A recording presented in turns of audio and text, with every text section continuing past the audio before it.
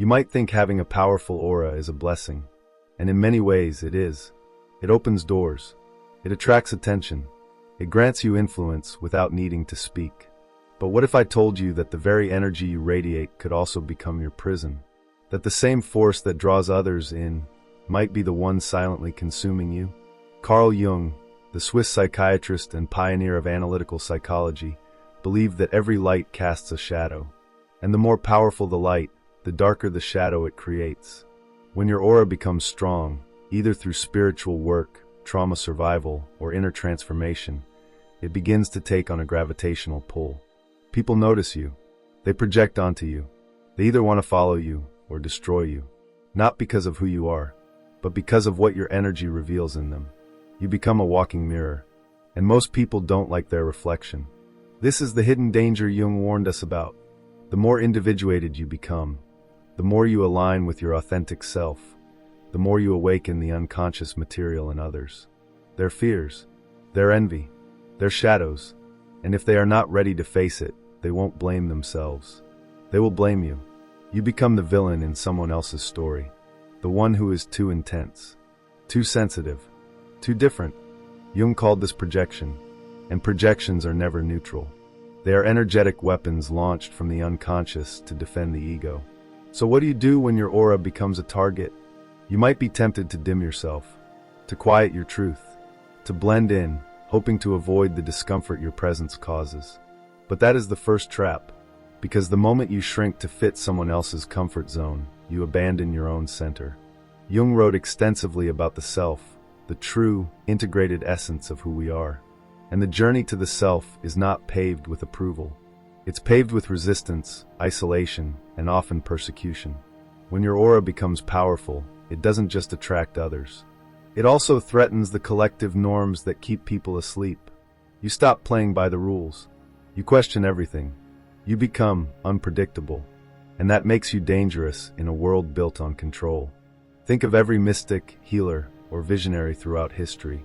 They didn't just awaken their light. They had to carry the burden of that light. They became lightning rods for projection, judgment, and fear. Because people fear what they don't understand.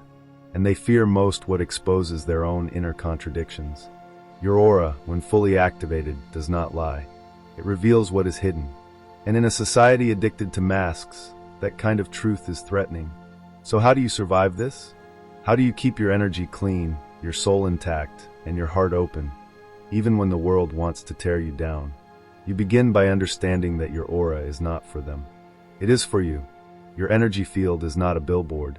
It is a boundary, a sacred perimeter of vibration that holds the frequency of your truth. And you must guard it like a temple. This requires discernment. Not everyone gets access. Not every space is safe. Because the danger of a powerful aura isn't just that others will misunderstand you. It's that you might begin to internalize their projections. You might start to believe that you are too much, that your intensity is a flaw, that your empathy is a weakness. This is the second trap, and it's even more insidious than the first. Because once you begin to doubt your essence, your aura becomes distorted. Not weaker, but conflicted. You send mixed signals. You attract chaos. You lose clarity. Carl Jung believed that healing was not about becoming good. It was about becoming whole. And wholeness includes your radiance and your rage, your compassion and your boundaries, your joy and your grief. A powerful aura is not one that glows endlessly. It's one that reflects truthfully, and that truth can be light or shadow, depending on what you need in the moment. So if you feel like your energy is too big, too raw, too electric for the world to handle, good. It means you're alive. It means you're real. Jung warned us that the path to self-realization would be filled with paradox. So let this be yours. The more powerful your aura becomes, the more invisible you may need to be. Not to hide, but to protect, to gestate, to honor the depth of your own becoming. In solitude, your energy refines. In silence, your frequency tunes. And when the time is right, you return to the world, not as a savior, but as a signal. A reminder that there is another way to live, a way that begins and ends in the truth of your own energy. You don't have to do anything to prove your power. You only have to remember, your aura is the message, and those who are ready to hear it will.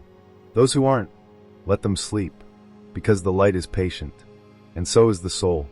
If a powerful aura reflects your inner alignment, then the dangers lie not only in how others react to you, but in what your aura begins to attract, amplify, or even awaken in the world around you.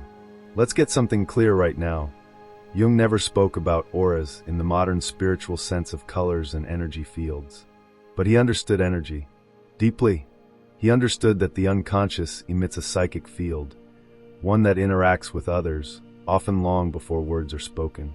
He called this psychic contagion, the idea that our unconscious contents can leak into the atmosphere, influencing group dynamics, relationships, and even entire cultures. Now imagine what happens when your aura, your integrated, aligned self, walks into a room full of disowned shadows. You're going to light people up, not in the way they expect, but in the way they fear, because a strong aura activates defense mechanisms. It doesn't matter if you speak softly or act kindly, your very presence will start peeling back people's masks. And this is where the hidden danger begins. You may start getting blamed for things that aren't yours. You'll notice a rise in passive aggression, silent judgment, or strange hostility from people you barely know. Not because you're wrong, but because your energy threatens the unspoken order they've built around hiding from themselves. This is what Carl Jung warned about in his writing on the collective shadow, the shared blind spots of families, institutions, and societies. When you step out of the collective trance and begin living with integrated clarity, your aura becomes a disruptive force. A threat, a reminder of the truth they've buried. That's why the danger of a powerful aura isn't just social. It's spiritual warfare. You become a lightning rod for projection. Let's say someone has unresolved wounds from a controlling parent. When you set boundaries, they'll see authority, even if you're simply protecting your peace. Let's say someone is secretly ashamed of their own lack of ambition. When you pursue your purpose, they'll call you arrogant or say you're trying too hard. Let's say someone avoids their own inner work. When you speak with clarity, they'll say you're judgmental. See the pattern? A strong aura becomes a canvas for everyone else's unprocessed trauma. And here's where it gets darker. The more conscious you become, the more unconscious material you start to stir in others. This is why many people with potent spiritual presence or deep psychological insight often report an uptick in strange behaviors from others. Irrational anger, random ghosting, envy without cause. It's not just jealousy, it's resonance rejection.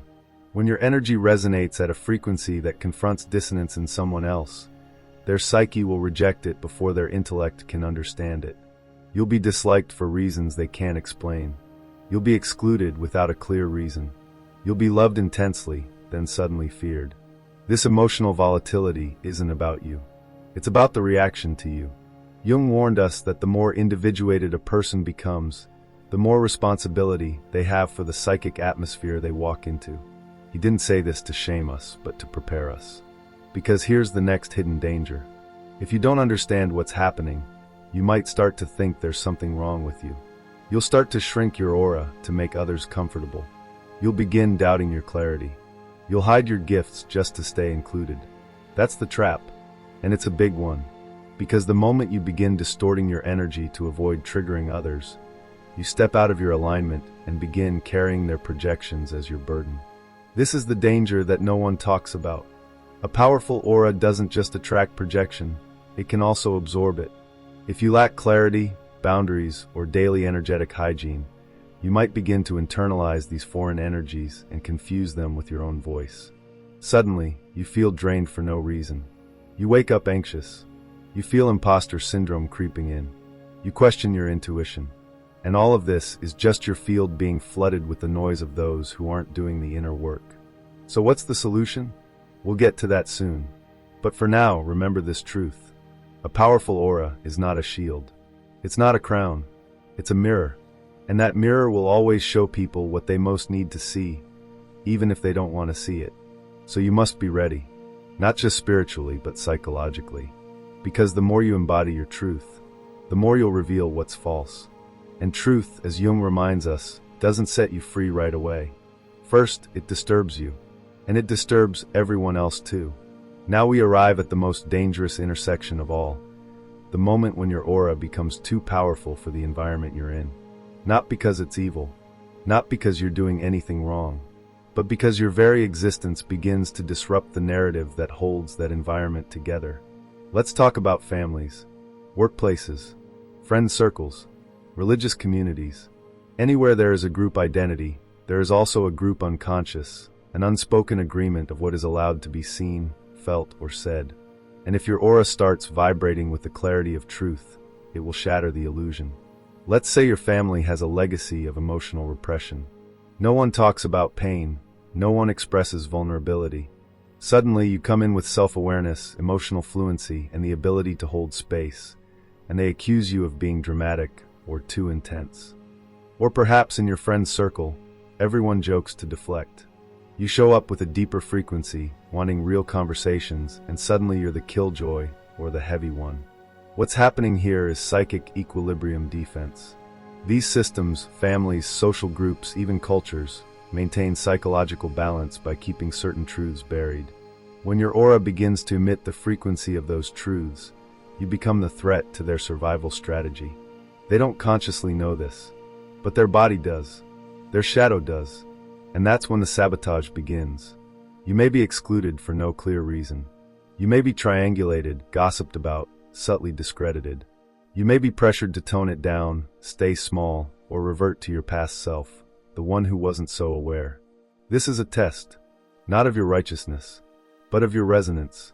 Will you keep vibrating at your frequency, even when it costs you comfort, closeness, or control? Or will you tune yourself down to maintain harmony that was never real to begin with? Carl Jung spoke of this as the process of individuation, the path by which the individual becomes whole. Not liked, not accepted, whole. And the danger of individuation is isolation. There's a reason why the spiritual path feels like exile. Why your clarity can make you feel more alone, not less. Why your healing can become the very thing that distances you from the ones you thought you'd grow with. Because they're not reacting to your behavior. They're reacting to your being. And when your being becomes too conscious for their unconscious, the relationship cracks. This is the necessary rupture Jung referred to. Because the only way to truly individuate is to leave behind the personas, projections, and protections that kept your relationships alive, but your soul asleep. Now this doesn't mean you walk away from everyone, but it does mean you walk away from energetic codependency, the silent agreement that you'll keep playing small so they can stay comfortable. Here's the raw truth. You will outgrow people. You will be misunderstood. You will be labeled. That is the price of clarity, but it's also the path to power. Because on the other side of that rupture, you meet those who are vibrating at your level, those who've walked through the fire, those who don't flinch at your truth. You find your soul family, your kindred spirits, your mirrors, not the ones who reflect your trauma, but your transformation. But to get there, you must pass through the valley of rejection. And you must not take it personally, because your aura isn't just light, it's frequency, and frequency doesn't need to explain itself. So the question becomes, can you withstand being misunderstood long enough to become fully you? Can you hold your resonance in the face of resistance, ridicule, or reclusion? Can you trust that what falls away is making room for something more aligned? Because the moment you start confusing your growth with guilt, you begin to dim your own light. And Jung warned us of this. He said, the most terrifying thing is to accept oneself completely, not because it's dangerous to you, but because it threatens the world others have built on denial. So if your powerful aura has made life harder, if you've lost relationships, been labeled the problem, or felt the weight of other people's projections, you're not cursed. You're becoming. You're waking up in a world that prefers you asleep. And that awakening comes with shockwaves. The world resists what it fears, and it fears what it cannot control. So protect your aura. Honor your clarity. Speak your truth, especially when your voice shakes. And remember, you don't need everyone to understand you. You just need to stay true to yourself. There's something almost mythical about walking through the world with a powerful aura. Not mythical in a fairy tale sense, but in the ancient, soul-rattling, archetypal sense. It's as if you've become the embodiment of something primordial. A reminder, a threat, a beacon. Carl Jung understood this transformation not as a mystical gift, but as a psychological consequence. When the conscious mind dares to integrate the unconscious, When the self begins to reclaim all its lost and fractured pieces, it naturally emits a field, a psychic vibration, a resonance that does more than just exist. It influences. But here's the paradox. The more whole you become, the more pressure you feel. Because power doesn't make life easier. It makes life louder. The volume of energy, the weight of presence, the tension between clarity and chaos. You sense things before others say them. You see the lies behind the smiles. You feel the pull of invisible threads weaving through rooms. This isn't just empathy. It's energetic literacy. Your aura, once weak and fragmented, now interprets the language of the unseen. You're not just in the room. You are the atmosphere. And that's both beautiful and dangerous. Because when you carry that level of energetic sensitivity and power, you can begin to doubt yourself. You'll ask, why does everything affect me so deeply? Why do I feel exhausted after being around people? Why do I attract so many wounded souls? Why do I feel like I don't belong anywhere? Here's the answer. Because you've tuned into the real frequency of life, beneath the noise, beneath the social scripts, beneath the ego games.